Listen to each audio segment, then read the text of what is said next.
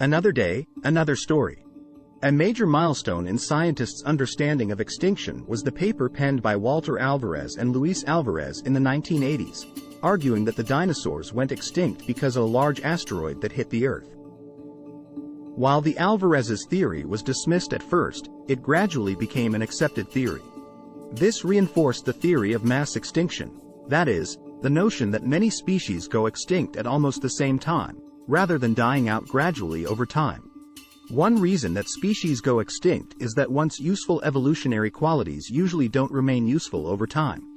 For example, the ammonite, a prehistoric, nautilus-like creature, was once extremely common because currents swept its small, delicate eggs across the globe.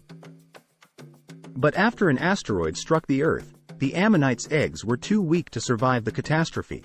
In short, a useful evolutionary trait became a major liability.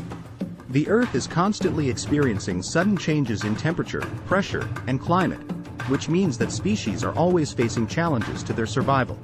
Kolbert argues that we are living in the Anthropocene period of planetary history, an epoch defined by human beings' attempts to manipulate their environments, resulting in the extinction or near extinction of many different species.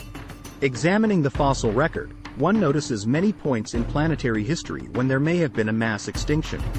However, the sixth extinction, in which we're all living, will be unique in the Earth's history because it will have been caused by human beings. By burning fossil fuels and cutting down forests, human beings have drastically increased the temperature and acidity of ocean water, meaning that sea creatures will have to adapt to the changing environment or die out.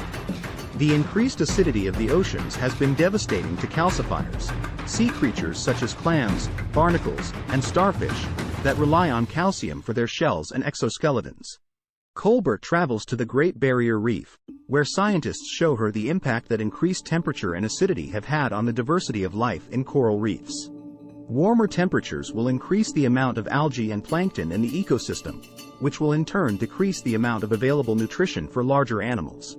She also visits the tropical rainforests of South America, where she sees the phenomenal diversity of life there. In the last few decades, scientists have found evidence that different rainforest species are being forced to migrate, in the hopes of finding an environment comparable to the one to which they're most accustomed.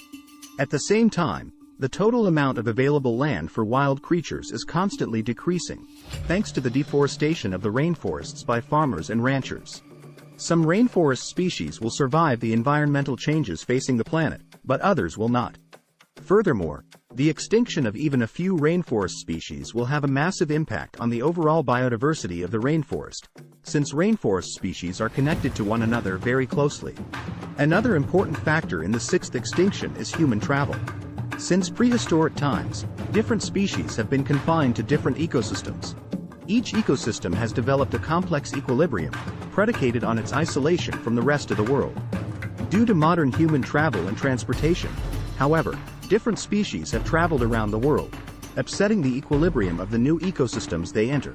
For example, the introduction of toads to Australia in the 1930s caused the extinction of dozens of different plant and insect species. Species introduced to a new environment, or invasive species, tend to reduce biodiversity in the long run. In an effort to stave off the sixth extinction, some scientists have been trying to get endangered animals, such as the rhinoceros, to reproduce more quickly. Yet the only reason that rhinos and other large animals are on the verge of extinction is that humans overhunted them. Indeed, humans have been hunting large mammals for tens of thousands of years. Despite some controversy in the scientific community, it's highly likely that prehistoric creatures such as the mastodon and the giant sloth went extinct because early human beings wiped them out, suggesting that, in a sense, the sixth extinction began thousands of years ago, long before the Industrial Revolution. Kolbert travels to Germany, where she learns about the Neanderthal, an early, humanoid creature that went extinct thousands of years ago. While the popular, cartoonish model of the Neanderthal is a hairy, ape-like creature, it's likely that Neanderthals were technologically advanced for their time, stood up straight, buried their dead, and had larger brains than modern Homo sapiens.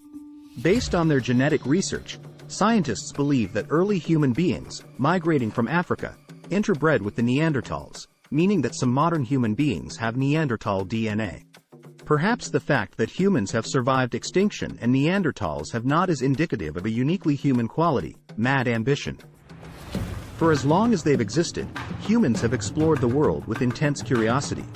Perhaps the Neanderthals were a more peaceful, docile species, and human beings either outcompeted them or actively wiped them out.